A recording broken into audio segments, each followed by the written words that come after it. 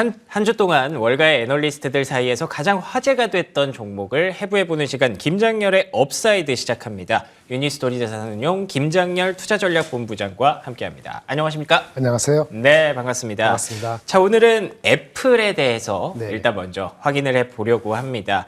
애플이 실적 발표를 했고요. 실적 발표를 하고 나서 그래도 좀 견조한 모습을 상대적으로 보이고 있는 중인데 일단 그 전에 다른 빅테크 기업들에 대한 전체적인 총평부터 한번 들어볼 수 네네. 있을까요? 총평하기 전에 좀 그 개념을 하나 말씀을 드리려는데요. 아침부터 약간 죄송한 말씀입니다. 이거 한번 꼭 말씀드리고 싶어서 우리가 그 어떤 그 리포트나 기사가 나왔을 때 뭘 봐야 되는가라고 한번. 오, 좋습니다. 네. 네. 이거 한번 볼까요? 네. 그 앵커님 한번 보십시오. 네. 빨간 주신 거 탁월한 사유의 시선. 아침부터 머리 아프게 죄송합니다만 이걸 딱 들었을 때 어디에 중심이 가나요? 이 저 단어들 중에서요? 예, 한 세 가지로 나눠져 있죠.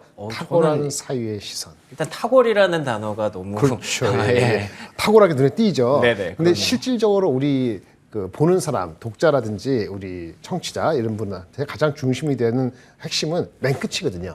그러니까 탁월하게 뛰어나게 생각하는 그거의 시선이라는 건데 결국은 시선, 바라보는 관점이 중요한 거거든요. 그렇죠. 중요한 건 시선이죠. 그렇죠. 예. 그래서 보통은 이제 헤드라인 뉴스가 나오잖아요. 실적이 마이너스다, 뭐 하회했다, 아니면 뭐 얼마다 이렇게 나오면은 그 앞에 나오는 구체적인 수치의 현호까지는 아니더라도 거기에 눈에 띄는 게 당연하죠. 예. 근데 주식 투자를 할 때는 제 경험상으로 하고 많은 그 고수들이 얘기하시겠습니다만 뒤에 있는 숨겨져 있는 메시지, 약간 구체적이지 않지만은 그 의미하고 있는 추상적인 게 더 중요하거든요. 예. 그리고 보면은 탁월하다, 사유다 이것도 의미가 없지 않지만 맨 끝에 있는 메시지를 더 중요해야 된다. 근데 그런 것이 보통 추상적이기 때문에 해석이 좀 가끔 필요해서 알겠습니다. 이런 그러면 얘기를 드리겠습니다. 빅테크 기업들에서 사유의 시선은 네. 뭘 봐야 되는 그 거예요? 다음 장에 볼게요. 예. 네, 이 결론인데요.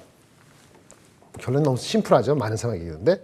결론이 벌써 나오는군요. 네, 일단 그 아까 탁골, 사유 이렇게 앞에 나온 구체적이고 수치적인 거는 1분까지 안 좋다. 예. 실적이 안 좋다는 얘기예요. 아, 네네. 네, 경기도 안 좋고 많이 투자도 줄이기도 하지만 사람들도 많이 그 고용을 줄이고 그래서 비용으로 작용하지 않습니까? 예. 실적은 안 좋고 그쵸. 가격의 압력도 받고 이게 헤드라인이란 말이에요. 근데 그거 말고 그 다음에 뒤에 있는 메시지를 봐야 되는데 예. 그 메시지는 뭐냐면 경제적으로 힘이 파워가 더 있고 시장을 확대하려는 의지가 분명한 거. 그럼 베이스가 깔려야 되고 흔히 인프라죠. 지금은 안 좋지만은 인프라를 잘 구축하기 때문에 예를 들어서 가입자 사용자 수가 상당히 괜찮게 가고 있는데 단기적으로 비용이 안 좋다. 이런 주식들은 사실은 지금 단기적으로 많이 올라가지 않고 있는 주식이거든요. 그럼 뒤에 나와 있는 근본적인 파워가 있는 회사가 뭐냐 이렇게 봐야 되거든요. 그래서 오늘의 결론은 애플이 메타보다 낫다.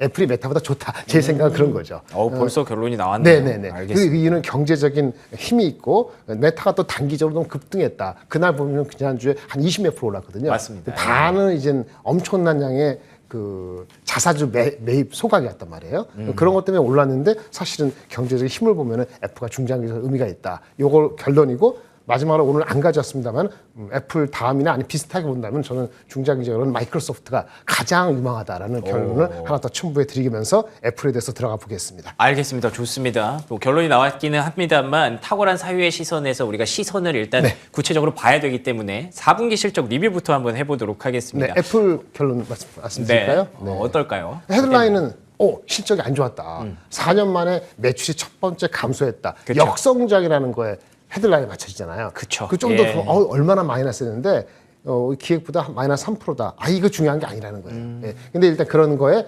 구체적인 게 너무 흔적된다 이렇게 얘기를 하고 있죠. 당일날 보면 주가가 장 빠진 셋다 결국은 플러스로 돌았단 말이에요. 이것도 이제 그런 헤드라인보다는 뒤에 메시지를 보려고 하는 사람들이 나중에 등장하기 때문에 생각보다 주가가 흔들리지 않았다라고 말씀드릴 수 있겠습니다. 그 데이터 보시면은 제가 그래프 나온 거 잠깐 보시겠습니다. 네, 이렇게 나왔는데 일단 바라보는 거는 이거예요. 얘네들이 여러 가지 있었는데 헤드라인에 매치 줄은 거는 아이폰이 줄어서 그런 거고 아이폰이 줄은 거는 다 아는 거죠. 중국이 락다운돼서. 그런데 얘네들이 매출의 한 20% 정도 차지하는 서비스 분야가 있어요. 애플페이고 뭐 애플 앱 이거 많잖아요. 그렇죠? 네네. 서비스 분야가 이게 마진이 가장 좋습니다. 예. 서비스 분야가 매출은 20%만 마진이 GP 마진이 60%로서 전체 이익의 상당 부분을 차지해요. 이 부분에서는 그 서비스에 들어오는 사람들이 계속 늘고 있다는 거예요. 예. 활성화된 디바이스 늘고 그래서 얘네들이 보면은 디바이스 와치라든지 이런 거 많이 팔고 있는데 이런 것은 매출이 전체 준 게 아니고 가입하고 있는 디바이스 숫자는 작년보다 한 10% 이상 올라갔다는 거거든요. 그건 숨어 있는 거를 좀 보셔야 될 필요가 있어요. 그래서 실질적으로는 베이스가 계속 잘 되고 있다는 거거든요. 그래서 그런 측면에서 보면 애플은 1분기, 4분기 실적이 나빴다는 거, 또 1분기까지 아이폰에 의한 부진보다는 서비스 매출이 컨센서스에 부합하거나 더 증가되고 있다. 이거에 좀 초점을 맞출 필요가 있다고 보여집니다. 예. 알겠습니다. 서비스를 우리가 좀 보고 있습니다만 그래도 또 이제 헤드라인으로 꽂히는 건 결국에는 제품 매출이나 수요 그렇죠. 이런 부분들이잖아요. 네네네. 그건 지금 상황이 어떤가요? 일단은 그 뭐 휴대폰은 12월 말부터 조금 풀려졌고요. 네네.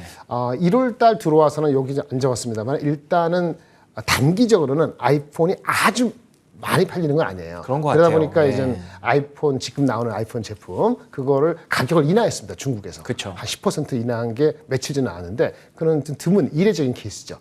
그건 안 좋은 거죠. 근데 한편은 삼성도 애플도 마찬가지로 1, 2등입니다만 장기적으로 자기네가 힘을 가져가는 거니까 미래 제품에서는 오히려 하이엔드로 고가 제품을 가는 거예요. 그래서 네. 내년에 나올 제품에 대해서는 이런 루머가 있더라고요. 블룸버그에서 나온 비슷한 얘기인데 지금 제품은 가격이 오히려 드물게 하락해서 인하했습니다만 내년 제품은 오히려 울트라 제품이라고 지금 프로가 아니고 더 하이 레벨로 간다는 거거든요. 그래서 전체적인 그 프로덕트 믹스는 마진을 훼손을 덜 시키기 위한 노력을 하고 있구나라는 그렇군요. 생각을 가질 수 있는 거죠. 예. 그래서 일단 헤드라인은 안 좋고 하지만은 바탕을 깔고 있는 유저 수는 계속 증가하고 있고 예. 그것이 장기적으로 애플에 대한 긍정적인 시각을 가질 수 있다라고 말씀을 드릴 수 있겠습니다. 그리고 또 경제적 해자를 갖고 있기 때문에 그렇죠. 이렇게 하이엔드로 갔을 때 수요가 유지되기만 한다면 조금 더 좋아질 가능성이 있겠죠. 네, 그러면 뭐 본부장님의 의견도 좀 들어봤습니다만 주요 증권사들의 의견이랑 네네. 앞으로 우리가 좀 챙겨봐야 될 이슈들 한번 정리해 그렇죠. 예, 증권사 의견이 지금 워낙 크니까 예, 한국 예. 애널리스트도 많이 커먼트를 합니다. 예. 의미 있는 게 있어서 한 몇 가지만 소개해드리겠습니다. 네.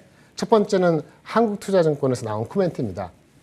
일단은 좋게 얘기를 했어요. 일시적인 거다. 아까 말씀드린 것처럼 환율이 달러가 강세가 됐잖아요. 그 영향도 있고 그다음에 뭐 일회성으로 생산이 부진했고 그런데 이거는 근본적인 경쟁력 이슈가 아니니까 오히려 매수 찬스다라고 얘기를 했어요. 그렇군요. 그래서 중국이 좀 리오프닝 되고 좀 나아지면은 전반적으로 이것도 해결될 수 있다라고 코멘트를 했고요. 예. 메리츠 증권은 조금 다른 시각을 보였습니다. 그래요? 이건 좀 보실 필요가 있어요. 네. 애플이 뭐 손익이 어쩌고저쩌고 이제 좋아지고 프로덕트 믹스가 어쩌고 좋아지고 얘기를 하는데 반면에 그렇게 간다는 거는 그 과정에서 애플에 공급하는 휴대폰 부품업체들이 많이 있지 않습니까? 부품업체들한테는 좀 가격 인하 압력을 계속 줄 수밖에 없다. 그러니까 애플이 버티고 주가가 버틴다 하더라도 휴대폰 부품업체들이 동반해서 좋을 거라는 생각은 조금 밀어두세요. 이런 코멘트를 했습니다. 메리츠에서. 그래서 단기적으로는 애플 중심으로 가고 폰 부품 업체까지는 아직 안 간다. 물론 애플도 프로 같은 맥스 하이엔드하고 중간 이하가 다르기 때문에 하이엔드 비중이 많은 부품 업체들은 조금 좋긴 할 거지만은 네네. 전체적으로는 가격 인하 압력이 있을 수 있다. 요거를 좀 주의하라는 코멘트가 있었고요. 예. 마지막으로 마지막이 아니고 이베스트에서 나온 건데 네. 이베스트는 비슷합니다. 그 아이폰이 지금 중요하지만 더 중요한 건 얘네들이 뭐 신제품 XR 무슨 뭐 이런 얘기 있잖아요. 이게 예, 6월 달 정도에 나오거든요. 아. 그러니까 그때까지는 단기 트레이딩 업 정도는 있으니까 네. 이 주가에서는 뭐 팔 필요 없고 버텨봐라 이런 얘기 같아요. 근데 장기적으로 애플이 좋을지는 이분은 조금은 좀 보수적인 의견을 가지고 있어서 장기보다는 단기는 바닥은 쳤기 때문에 좀 기다려보자 이런 얘기를 했고요. 예. 마지막으로 삼성증권인데 삼성증권도 비슷한데 아까 말씀드린 것처럼 부품사 가격 압력이 있기 때문에 부품은 쉽지 않고 애플도 아까 가격을 인하했다 그랬잖아요. 중국에. 예. 그런 식으로 가격을 인하하니까 애플도 마진이 폭발적이지 않으니까 장기적으로 봤을 때는 애플도 좀 가격의 인하 사이클에 들어가는 거 아니냐라고 해가지고 좀 중립적인 얘기를 했어요. 전체적으로 봤을 때는 지금 애플에 대해서는 흥분하는 사람은 별로 많지는 않습니다. 예. 단기 바닥을 쳤고 경쟁력은 무시 못하고 올라갈 수 있지만은 근본적으로는 좀 단가 압력이 자기네들도 있기 때문에 쉽지 않다는 식으로 중립적인 의견이거든요. 저는 그래서 오히려 괜찮은 거예요.